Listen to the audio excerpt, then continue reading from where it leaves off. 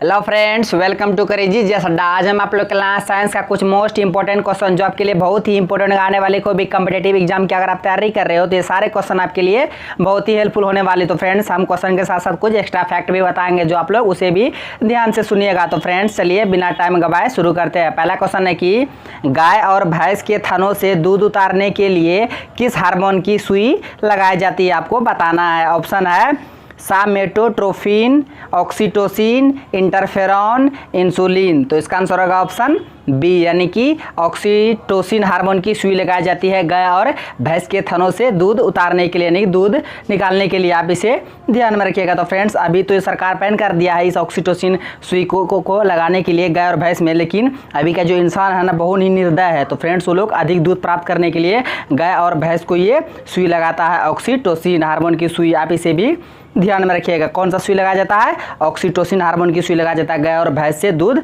अधिक से अधिक प्राप्त करने के लिए। तो फ्रेंड्स, आप इसे ध्यान में रखिएगा। चलते हैं अब नेक्स्ट क्वेश्चन की ओर। नेक्स्ट क्वेश्चन है कि मानव शरीर की किन कोशिकाओं में सबसे कम पुनर्योजन शक्ति होती है। फ्रेंड्स, आपको बताना है कि मनुष्य के शरीर में किस कोशिकाओं में कम पुनर्योजन शक्ति होती है। ऑप्शन है मस्तिष्क कोशिकाएं, पेशी कोशिकाएं, अस्थि कोशिकाएं, यकृत कोशिकाएं। तो फ्रेंड्स, इसका आंसर होगा ऑप्शन ए, यानी कि मस्तिष्क कोशिकाएं में पुनर्योजन की शक्ति बहुत ही कम होती है। तो फ्रेंड, इसीलिए देखते हैं ना, मतलब अगर मस्तिष्क में कहीं कुछ हो जाएगा तो वो पागल हो जाएगा, कुछ हो जाएगा जल्दी, वो ठीक नहीं होता है। तो फ्रेंड्स, इसीलिए मस्तिष्क कोशिका की पुनर्योजन शक्ति बहुत ही कम होती है। फ्रेंड्स, इसीलिए देखते हैं सरकार सबको कहता है हेलमेट लगा के गाड़ी चलाने के लिए। अगर शरीर में कुछ हो जाता है तो ठीक हो जाएगा, लेकिन मस्तिष्क में अगर चोट लग जाएगा तो वह जल्दी ठीक नहीं हो जाएगा। तो फ्रेंड्स, इसलिए कहा जाता है कि सबसे कम पुनर्योजन की शक्ति किस कोशिका में है, तो मस्तिष्क की कोशिका में सबसे कम पुनर्योजन की शक्ति होती है। अगर पूछा जाएगा कि सबसे अधिक पुनर्योजन शक्ति किसकी होती है, तो ये यकृत कोशिका की सबसे अधिक पुनर्योजन की शक्ति होती है। फ्रेंड्स, अगर यकृत में कुछ हो भी जाएगा ना, वो अपने आप ठीक हो जाएगा, उसमें इतना पावर होता है यकृत कोशिका में। तो इसलिए आप याद रखिएगा, सबसे अधिक पुनर्योजन की शक्ति किसमें होती है? यकृत में, यकृत कोशिका में। और सबसे कम पुनर्योजन की शक्ति किसमें होती है? मस्तिष्क कोशिका में। आप ये दोनों बातों को याद रखिएगा। तो फ्रेंड्स, चलते हैं अब नेक्स्ट क्वेश्चन की ओर। नेक्स्ट क्वेश्चन है कि प्रकाश वर्ष किसका इकाई है। फ्रेंड्स, आपको बताना है जी प्रकाश वर्ष किसका यूनिट है। ऑप्शन है दूरी, ऊर्जा, बल, संवेग। तो इसका आंसर होगा ऑप्शन ए, यानी कि दूरी है प्रकाश वर्ष का इकाई। आप इसे भी ध्यान में रखिएगा। तो फ्रेंड्स, यहाँ वर्ष लगाया तो समय नहीं मार दीजिएगा आप लोग। प्रकाश वर्ष किसका इकाई है? दूरी की इकाई। तो फ्रेंड्स, दूरी की सबसे बड़ी इकाई क्या है? पारसेक। क्या है? पारसेक। तो फ्रेंड्स, एक पारसेक बराबर होता है 3.26 प्रकाश वर्ष, यानी 3.26 प्रकाश वर्ष होता है एक पारसेक बराबर। तो फ्रेंड्स, आप इसे ध्यान में रखिएगा। तो फ्रेंड्स, प्रकाश वर्ष किसका इकाई होता है? दूरी का। दूरी का सबसे बड़ी इकाई पारसेक। एक पारसेक बराबर 3.26 प्रकाश वर्ष। आप इसे भी ध्यान में रखिएगा। तो फ्रेंड्स, चलते हैं अब नेक्स्ट क्वेश्चन की ओर। नेक्स्ट क्वेश्चन है कि निम्न रक्त वर्ग सार्वत्रिक दाता होता है। फ्रेंड्स, आपको बताना है कि रक्त के किस समूह को सार्वत्रिक दाता समूह कहा जाता है, डोनर समूह, सबको दे सकता है। ऑप्शन है बी, ओ, ए, बी। तो इसका आंसर होगा ऑप्शन बी, यानी कि ओ ब्लड ग्रुप जो है ना सार्वत्रिक दाता कहलाता है, डोनर कहलाता है। ये फ्रेंड्स, ये सबको दे सकता है। तो फ्रेंड्स, आप इसे ध्यान में रखिएगा। तो फ्रेंड्स, रक्त समूह का खोज किया था कार्ल लैंडस्टीनर। कौन किया था? Karl Landsteiner. और रक्त परिसंचरण तंत्र का खोज किया था विलियम हार्वे। आप इसे भी ध्यान में रखिएगा। रक्त समूह का किया था कार्ल लैंडस्टीनर, रक्त परिसंचरण का किया था विलियम हार्वे। तो फ्रेंड्स, 4 रक्त समूह होता है, ए, बी, ओ, बी। तो फ्रेंड्स, ये 4 रक्त समूह एक बार फिर से बता देते हैं, ए, बी, ओ। तो फ्रेंड्स, ये 4 रक्त समूह जिसमें से डोनर कहलाता है ओ, और एक्सेप्टर यानी कि जो सबसे ले सकता है सर्वग्राही कहलाता है ए, बी। आप इसे भी ध्यान में रखिएगा। सर्वाधिक दाता ओ, सर्वग्राही ए, बी। आप इसे ध्यान में रखिएगा। तो फ्रेंड्स, चलते हैं अब नेक्स्ट क्वेश्चन की ओर। नेक्स्ट क्वेश्चन है कि विटामिन ई का रासायनिक नाम है। फ्रेंड्स, आपको बताना जो विटामिन ई है उसका रासायनिक नाम क्या है। ऑप्शन है रेटिनॉल,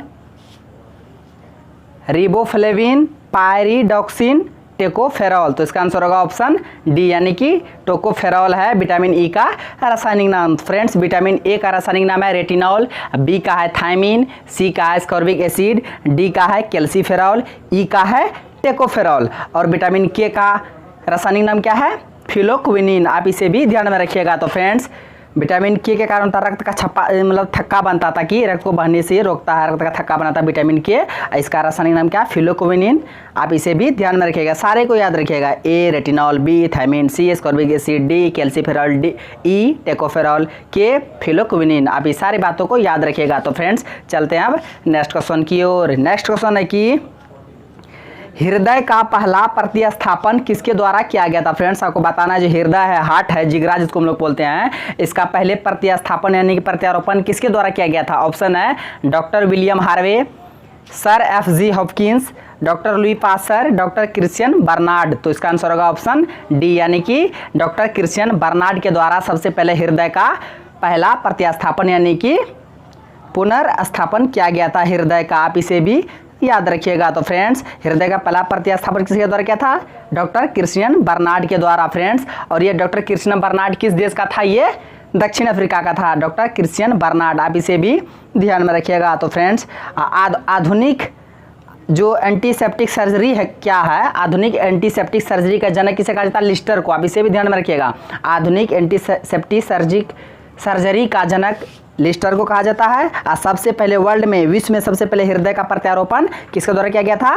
क्रिश्चियन बर्नार्ड जो कि दक्षिण अफ्रीका के थे। आप इसे भी ध्यान में रखिएगा। तो फ्रेंड्स चलते हैं अब नेक्स्ट क्वेश्चन की ओर। नेक्स्ट क्वेश्चन है कि विकास का सिद्धांत किसके द्वारा प्रतिपादित किया गया था? फ्रेंड्स आपको बताना है जो विकास का सिद्धांत है, विकासवाद का सिद्धांत किसके द्वारा दिया गया था? ऑप्शन है पास्चर, अरस्तु, मेंडल, डार्विन। तो इसका आंसर होगा ऑप्शन डी यानी कि डार्विन। चार्ल्स डार्विन के द्वारा विकास का सिद्धांत दिया गया था। फ्रेंड्स इसका एक बहुत ही फेमस पुस्तक है द ओरिजिन ऑफ स्पीसीज। तो फ्रेंड्स ये पुस्तक कब प्रकाशित हुआ था? 1959 में। आप इसे भी ध्यान में रखिएगा। तो फ्रेंड्स इसी ने नेचुरल सिलेक्शन का सिद्धांत भी दिया था। किसने? डार्विन ने। इसका पुस्तक है द ओरिजिन ऑफ स्पीसीज। कब प्रकाशित हुआ था? 1959 में। अब विकासवाद का भी सिद्धांत इसी ने दिया था। अब सारे बातों को याद रखिएगा। तो फ्रेंड्स चलते हैं अब नेक्स्ट क्वेश्चन की ओर। नेक्स्ट क्वेश्चन है कि पाचन क्रिया में प्रोटीन निम्नलिखित में से किस पदार्थ में बदल जाता है? फ्रेंड्स पाचन की जो क्रिया होता है उसमें प्रोटीन किस में बदल जाता है? किस पदार्थ में बदल जाता है प्रोटीन? आपको बताना है। ऑप्शन है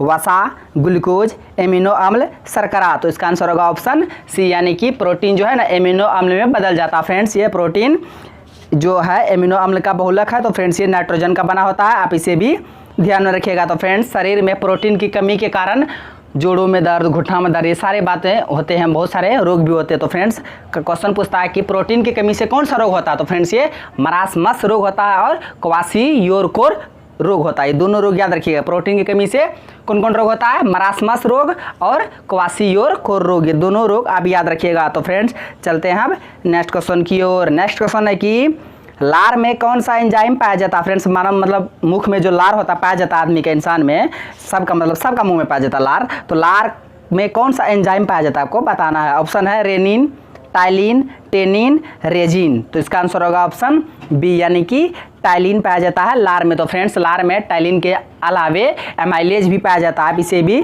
ध्यान में रखिएगा। तो हम लोग कोई भी भोजन करते हैं उसको चबाते हैं, उसमें अगर कोई भी जीवाणु विषाणु रहेगा ना तो उसको मारने का काम ही करता है कौन? टाइलिन और एमाइलेज जो एंजाइम होते हैं लार में, यही दोनों मिलके मारते हैं जीवाणु विषाणु जो हम लोग का भोजन में रहता है, ताकि हम लोग का फ्रेश भोजन अंदर जा सके। जो अंदर में बचता है उसको वहाँ WBC जो होता है और जाके हाइड्रोक्लोरिक अम्ल जो होता है, पेट में रेनिन होता है, सारे उस सबको वहाँ मार देता है जो बच जाता है। नहीं तो भोजन में जो हम लोग चबाते हैं उसमें जितना भी जीवाणु विषाणु उसको मारने का काम कौन करता है?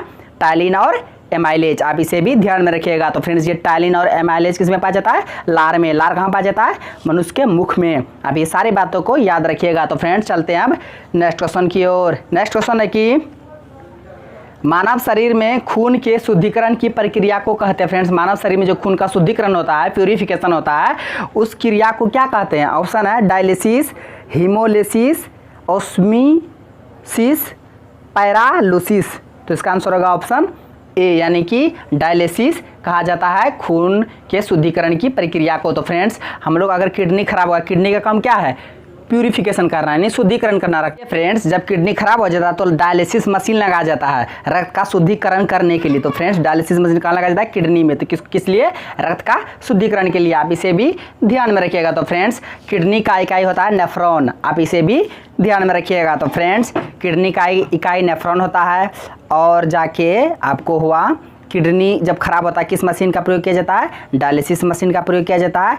और फेफड़ा का इकाई क्या है, ओलिवियोली, ओल्वियोली। और किडनी का इकाई नेफ्रॉन, तंत्रिका तंत्र की इकाई न्यूरॉन, डीएनए की इकाई जीन, मनुष्य शरीर की इकाई कोशिका। अभी सारी बातों को ध्यान में रखिएगा। तो फ्रेंड्स चलते हैं अब नेक्स्ट क्वेश्चन की ओर।